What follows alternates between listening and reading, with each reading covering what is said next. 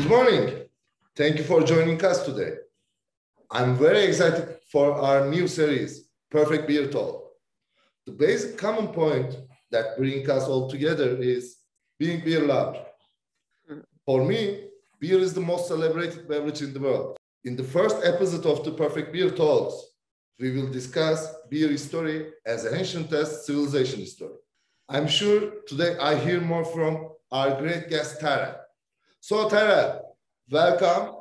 I know you very well, but for all of us, could you please introduce yourself? Sure. Hi, it's nice to talk to your followers and nice to see you in sort of person. So I have been a professional journalist for about 25 years. I live here in New Jersey, right outside Philadelphia on the East Coast of the United States. I've been writing about beer for about 16 years and really focusing on women for that entire time. I've just written my first book and I meant to grab a copy so I could show it off, but I didn't think that far ahead. The book is the first book to chronicle the 200,000-year-old history of women in beer. So it's available online. And in addition to writing, I also teach beer and spirits classes at a university level. I do marketing consulting.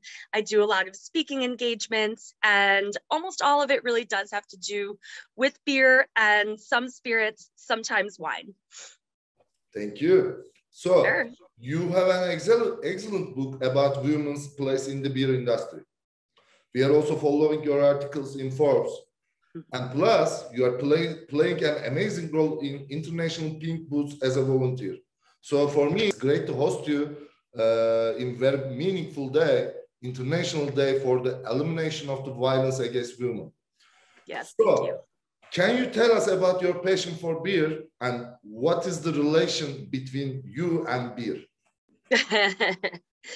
My relationship with beer actually started when I was 2 or 3 years old, if you can believe it.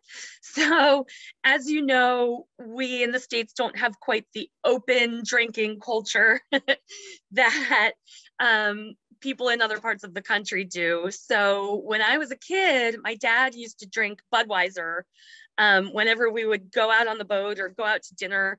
And probably because I knew I wasn't really supposed to be drinking it, I would sneak little sips.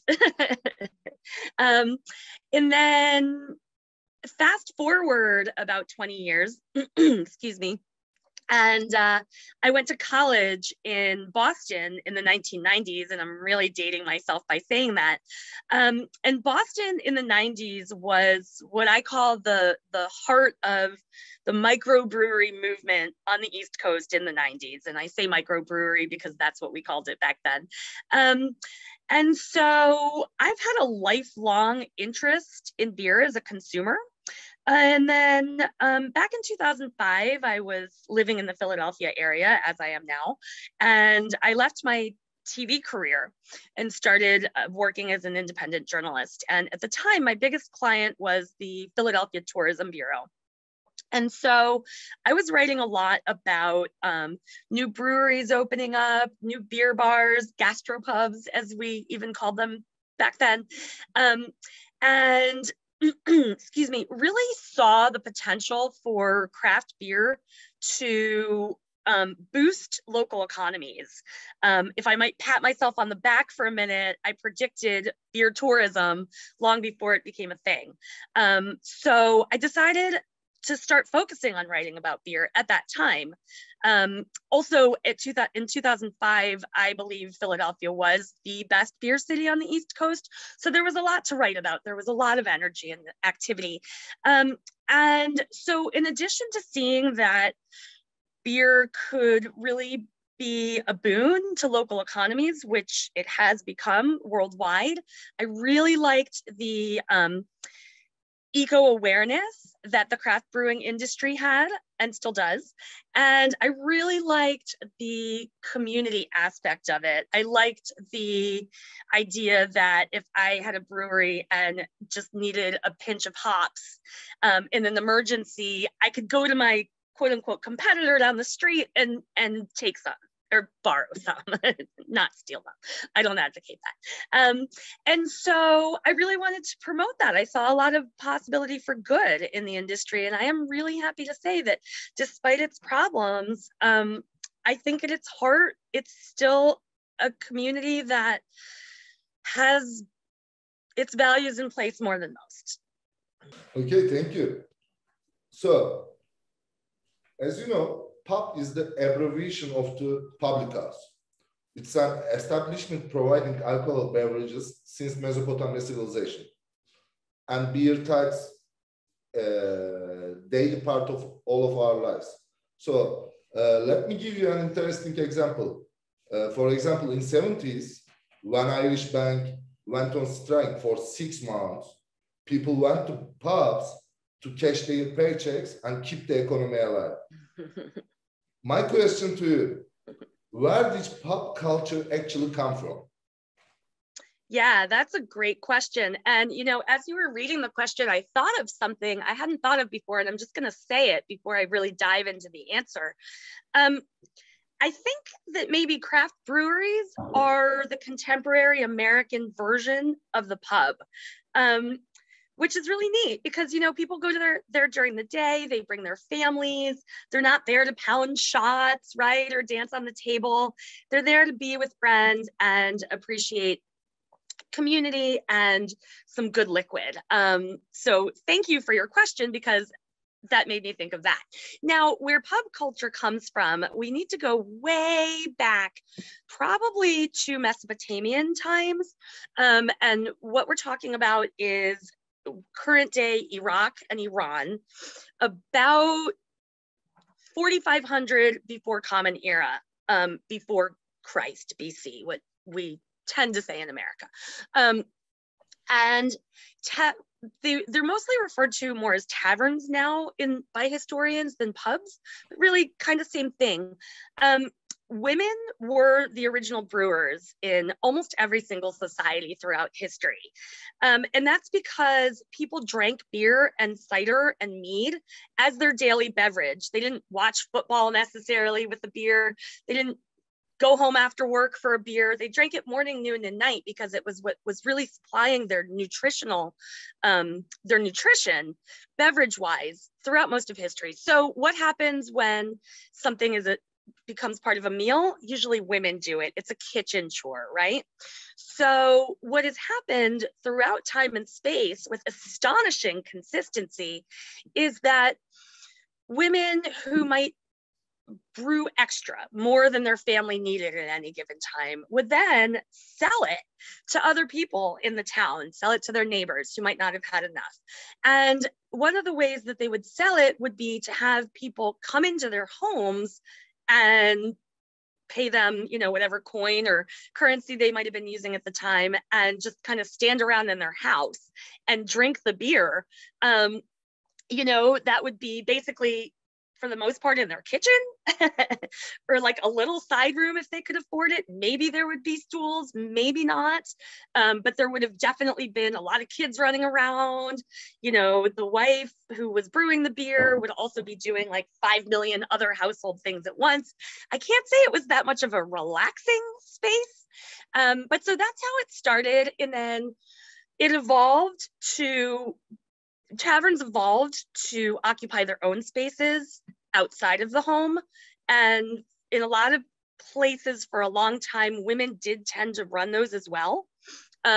Maybe they would also be brewing, maybe they wouldn't, but they would typically be sort of front of the house managers. And unfortunately, in a lot of cultures, once that became a moneymaker and beer in general became more profitable, those spaces, those taverns, tended to shift to men running them and then men occupying them. And in a lot of places, including here in the United States, women were not allowed in the bars at all. So it's been quite an evolution. Yeah. I think this is a great summary. It's quite Thank you. Evolution. So thanks for your great explanation for this question. You know, almost half of the revenue of pubs comes from the beer. And the greatest form of beer is draft.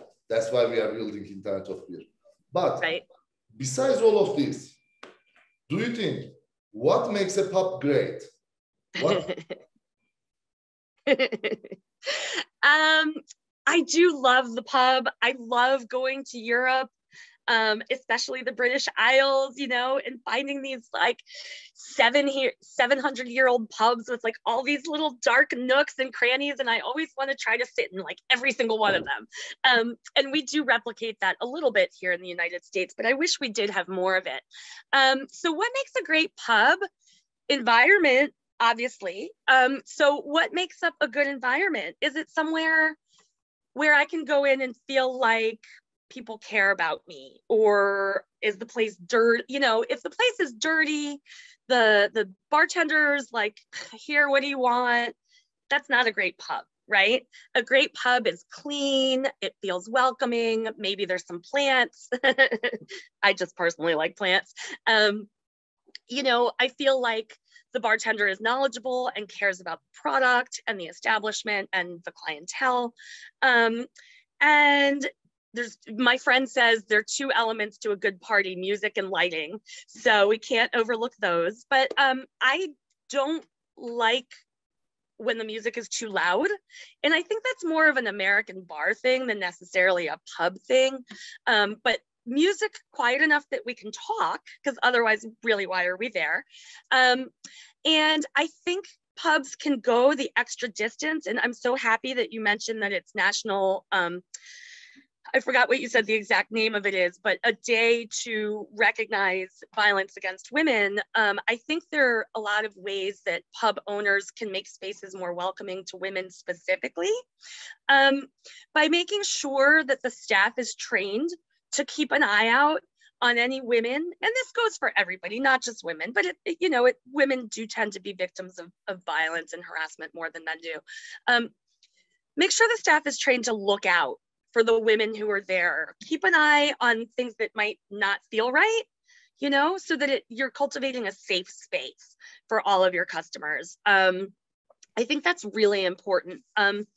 And make it so that it's a nice place to come like during the day and maybe find a quiet corner to read a book and not feel like there's pressure to be drinking a lot or necessarily talk to people we might not want to talk to. I mean, part of what I love about pubs that I think pubs do a lot better than bars do is that idea that you can just come and chill out by yourself, right? On a late afternoon, have a beer, have some soup, you know, write in your journal, read a book. And so I think all of those factors make for a great pub. And I'm probably leaving out a million that I'm going to think of after we hang up the phone, but that's a good basis. So you mentioned about human and hygiene. I totally agree with you. That's why I always say for our technologies, we are not replacing bartenders. We are just helping them, giving them chance to spend more time on their art, making cocktails actually. And hygiene is, as you said, one of the most important things in the pub. And we just launched 2 months ago our new product, Smart Clean, total focus on the draft beer hygiene. And it's great to hear these words from you again. So, and may I interrupt you for a second? I sure. said I would forget something, and I forgot what might be the most important thing, which is attention to the quality of the product, right? Like of clean beer lines, fresh beer whenever possible, right? It's not always so possible, but yeah, attention to the product to make sure that the pub is serving something that is reflecting the craft of the brewer. So yeah, I think what you're doing is so important. Thank you. So from Campari to Neheim, every different parts of the world, they have different pub cultures. According to your experiences, Tara, does pub culture differentiate with the region's culture, and how? Certainly. I mean, you've traveled a lot. You've lived in at least 3 countries that I know of.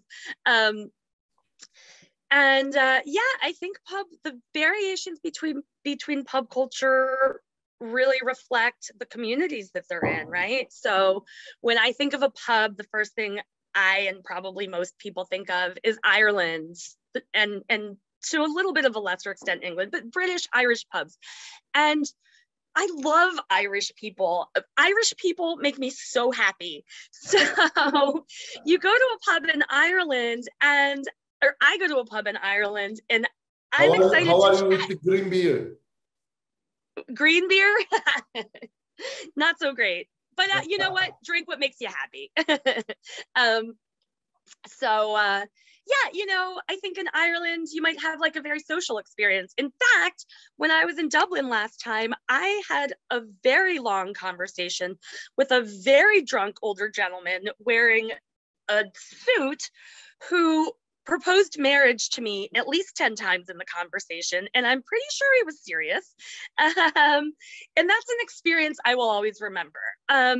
Now, you know, you go to other places, and when I was thinking about what we might talk about, and I was thinking about these geographic distinctions, I got to thinking about Boston versus New York here in the States. I went to college in Boston, and people in New England are known to be very reserved, right? They're not gonna necessarily chat up a stranger in a bar. So I remember one weekend in college, as I said, it was a very long time ago. My friend and I went to New York City for the weekend, and we went out and had a blast. We danced. A million people talked to us, and we were just sort of like high on that energy for weeks. And it just posed a stark contrast. You know, right or wrong, it depends on your preference, right? But it made us realize that when we went out in Boston, that never happened. Like, no one talked to us. We would go with our friends and talk to each other, right? And so yeah, I mean, I think that pubs, as I started out the answer by saying, I think pubs reflect the communities they're in. And, you know, hopefully we all get to live and visit places that jive with our personalities. And with that, I really do need to book my next trip to Dublin. So you mentioned about your love about the Irish culture. Do you have any unforgettable memory in a St. Patrick Day? Yes, actually I do. So again, when I was in college, my best friend was living in Cardiff, Wales for a few years, and I flew over to Wales to visit her, and we decided we would go to Ireland for a couple days. And we went to Dublin and County Cork, and I just throw that in there because I loved it. Kinsale is amazing. And my friend tended to be a little flighty sometimes. So she booked our flight back to Wales on the wrong day.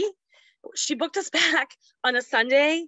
And guess what that Sunday was? It was St. Patrick's Day. So this isn't a great memory, but I will never forget trudging unhappily to get to the cab or whatever we were taking to get to the airport to fly out of Ireland and passing in the opposite direction thousands of young people, cute guys, if I recall. Oh my God. Going to parades and going to the pub. And I was like, Melissa, I hate you. So that's probably my main St. Patrick's Day memory. Thanks. I still haven't entirely forgiven her. According to some research, 25% of every couple in UK meet with their partners in the pubs. Really? What a number, right? That's great. Of course. So could you please share any of your interesting meeting experience at pubs? It shouldn't be romantic one. Okay. Well, you mean other than the older drunk gentleman who proposed marriage several times? That when you say pub, that's really the one that comes to mind. You know, I do tend to be a talkative person, so I'm sure I have many, many, many more experiences. I'm so sorry, you're catching me a bit off guard with that one. So if you don't mind, let me just think for 1 second. You know, I don't know if this is, because I can't think of another example right off the top of my head, I'm going to just talk about this interaction with this gentleman for a minute, if you don't mind. And I do hope it's okay to talk about this. Part of his story was that he had been in the IRA and had actually been sent to the United States for many decades because he needed to get out of Ireland because of some things that he had done that were not legal.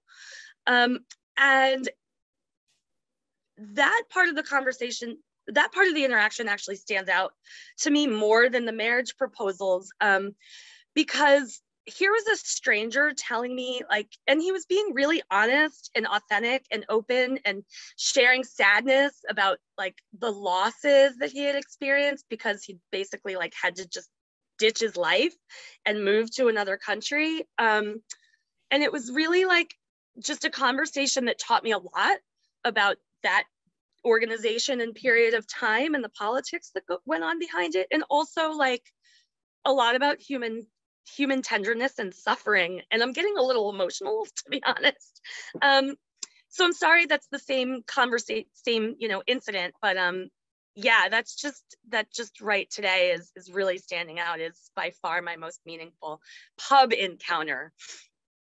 And I'm sure, like I said, as soon as we hang up, I will think of 5 billion more.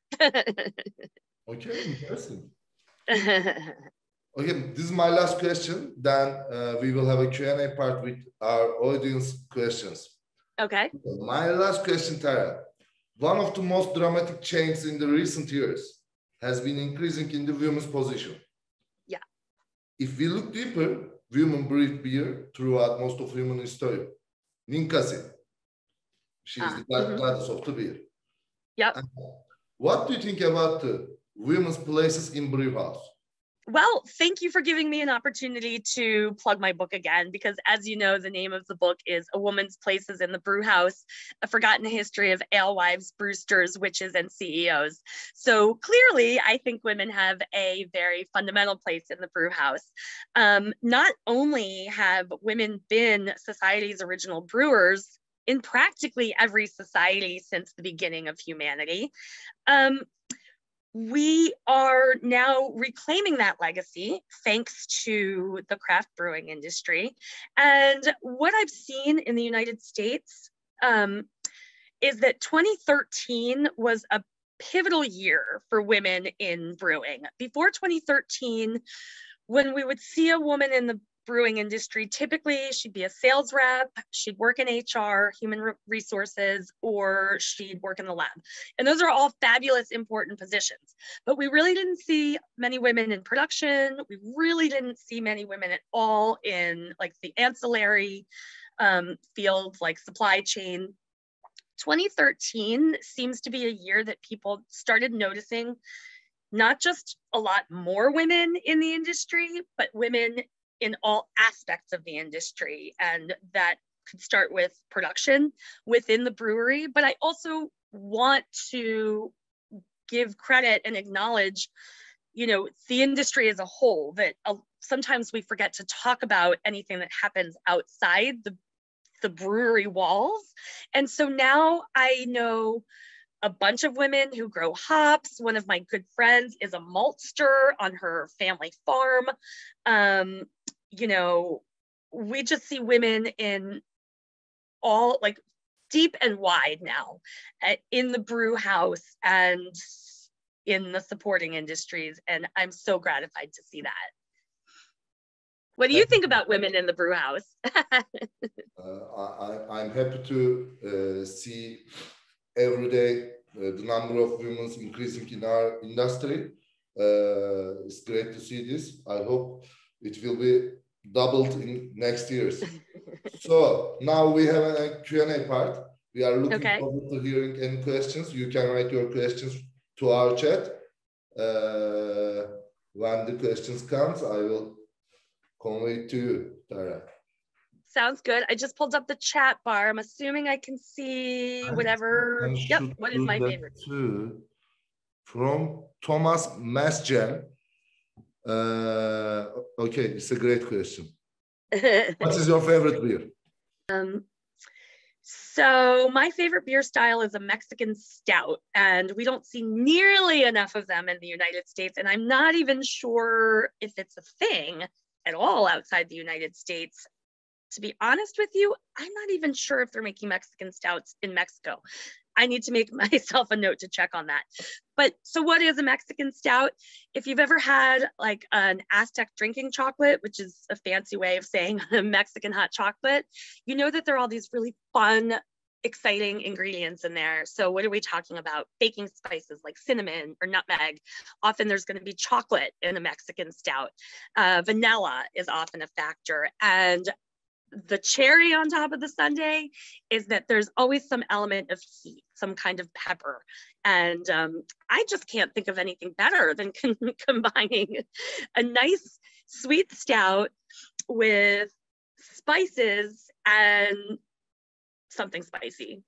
Delicious. I highly recommend getting your hands on one if you can.